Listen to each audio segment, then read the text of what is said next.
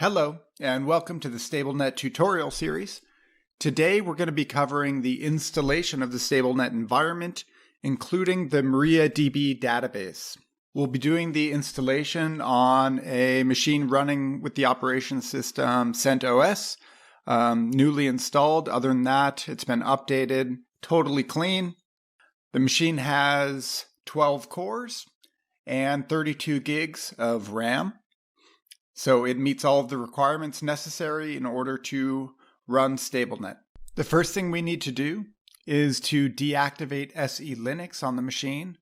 So I'm going to go ahead and do that now. I can first have a look and see whether or not it's already been deactivated, which it has not. As you can see, it says enforcing. So I need to deactivate that. So I'm going to open this up. And right here, I'm going to type in disabled.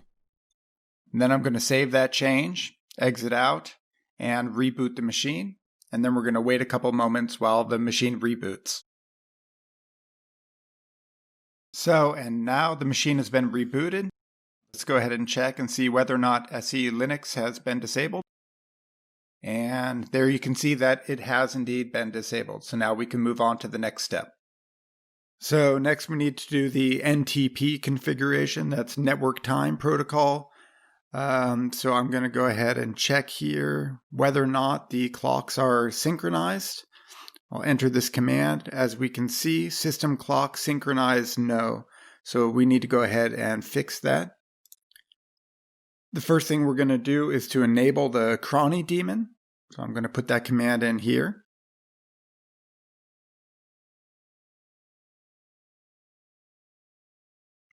Once that's enabled, then we need to update the configuration.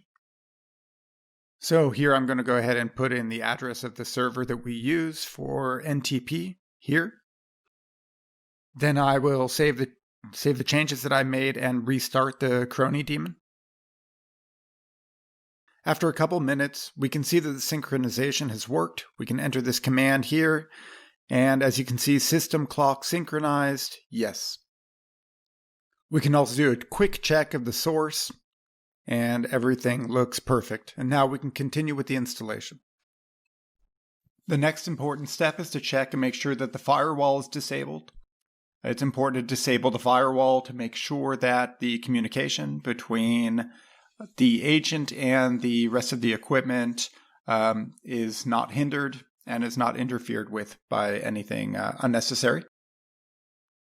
So first, I'll just go ahead and check and see whether or not the firewall is deactivated by putting in this command here. So here we can see that the firewall daemon is indeed active. So I'm going to go ahead and disable that right now so that next time when I reboot the machine, by default, it will be turned off. So, and now that I have that disabled, the next thing I'm going to do is install some of the different packets for StableNet that are necessary. There are about 5 packets that I've already prepared, already downloaded, that are ready to install. You can get those packets online from the website, and you can read about them in the installation documentation. So now I'm going to install those 5 packets. So those are installed now. It didn't take too long. And now we're going to look at the next steps. But for now, we have everything pretty much prepared to move on to installation of the MariaDB database. In order to do that, I need to get the correct repository files and make sure that it's the correct database version of MariaDB. So I'm going to go ahead and do that now by going to the website. So here at the site, I'm going to go ahead and choose the operating system. That's going to be CentOS. The release will be 64 bits. And I will choose a version. The most recent version that we support is 10.4.13. So I will go ahead and download 10.4.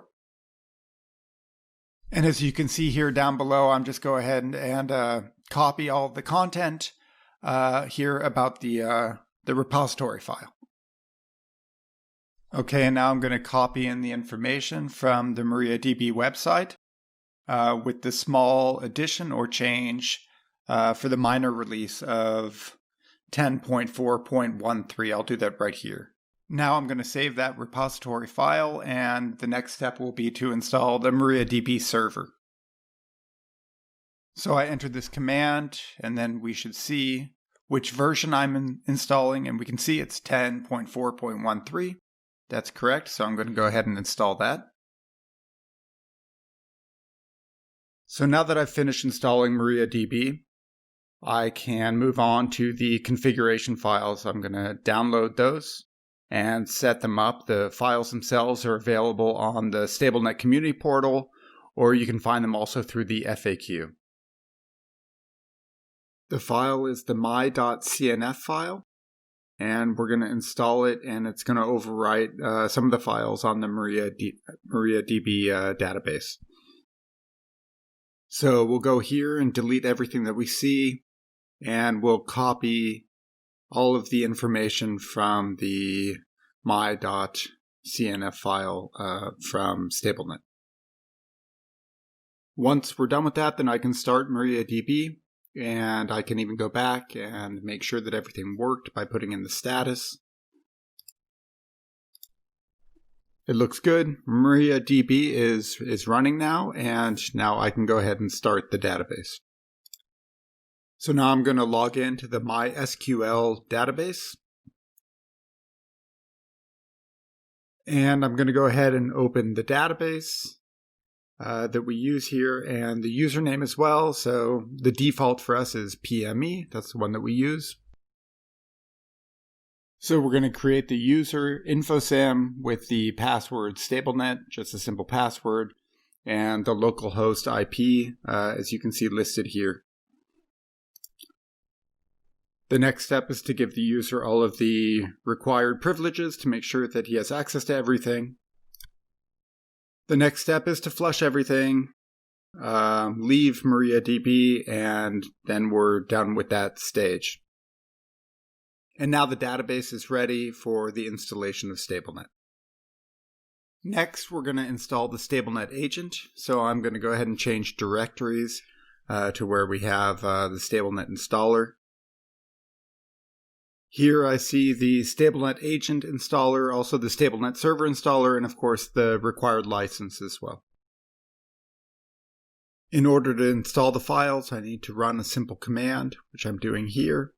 Now you can see they're green, they're ready to install, and I can go ahead and install the agent and server files. The installer's getting ready here. First I need to click through the license agreement. So I click through everything, and at the end I need to accept the agreement. So the next thing I do is identify what folder I want to install StableNet into, and go ahead and I'll just use the default folder here, and then I will continue with that. I'll also leave the standard port that they communicate, and that's by default 5100. Again, I'll keep the default username and password here. And now I'm going to wait for the StableNet agent to install. That takes just a quick moment. So once that's done, we're back at the prompt, and I can just go ahead and check the status, make sure that everything worked out. Again, that's SN agent, make sure everything's running. The last thing I'm going to do here is apply the license file. I have it in the same folder. So I'm going to go ahead and type in that command here. The last thing I'll do is restart the StableNet agent so that it is registered in the StableNet server. So now I've restarted. Let me make sure that the agent is running. It looks perfect. Everything's ready to go. And now we'll move on to the StableNet server. So now I'm going to install the server. It's in the exact same folder and location as the agent, and this is going to be basically the same process. Again, here we're going to click through the license agreement, and we're going to accept it as well, of course. Again, here we have to give a default folder for the installation. Then we need to choose what kind of database type StableNet's going to be using. We have chosen MariaDB. 10.4.13. So we're going to choose the second option here. Next, we give the IP address of the database server. We're going to go ahead and use the default because it's in the exact same location. And for the database port, we'll also leave it at the default 3306. The name of the database is PME. As before, the username is going to be InfoSem and the password will be StableNet. Next, we'll enter the port where the StableNet GUI can be found. And again, here we're going to leave that as the default 5443. And with that, that's really the last information that the installer requires. And then we will do a pre-installation test that's run automatically. Here, as you can see, it's been successful, so now we can continue with the installation. This also takes a small moment. And with that, the StableNet server is installed. Everything's done here. We'll be asked whether or not we want to do a database performance test, but we're not going to do that here because it's really just a small installation. So as you can see, we are installing StableNet version 9.2.0, which at the time of this recording is the most recent feature release of StableNet that's available. Here we see the execution of the GUI login process. Since this is a new system, it should be a relatively quick process. And then at the end, it'll create the GUI, and afterwards we should be able to see the new installation of the StableNet server. So the first thing we see is the agent wizard. StableNet requires that as the first step in order to begin adding any agents that we want to include in the installation. So I'm just going to go ahead and name it local agent.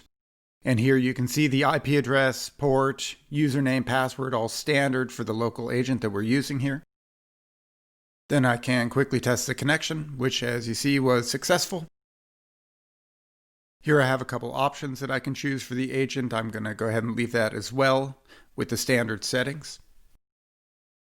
I don't need any tags for the agent. I'm going to go ahead and finish it. And then I get the notification, the license modules of the StableNet installation change. Please restart the StableNet GUI to activate all features.